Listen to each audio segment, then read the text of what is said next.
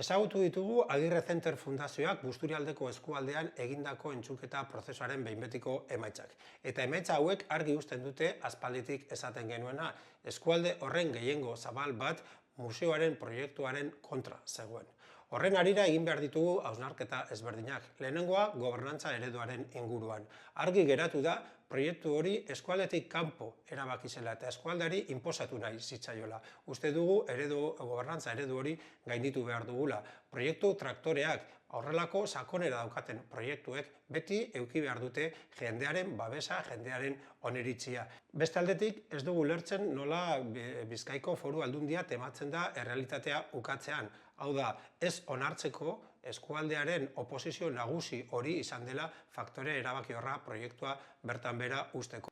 Arazo teknikoak bazeudela proiektua gauzatzeko esan dute eta hori egia da, baina horrek ere argi uzten du proiektu hau sustatu dutenen aurreikuspen eta gaitasun teknikoaren faltaren inguruan. Beste aldetik, eskualdearen arazoak hor jarraitzen dute. Museoaren proiektua bertan bera geratu ondoren, Busturialdeak suspertze proiektu integral bat behar du. Arronka ezberdina dauzkagu, ontziolaren lekualdatzea, biosferaren erreserbaren baliatzea eskualdearen sustapenerako, eta baita ere, oraingo plana baino zabalagoa eta ausartagoa izango den suspertze plan estrategiko integral berri baten beharra. Helburu horiekin guztiekin lanean jarraitzeko gure konpromisoa berresten dugu.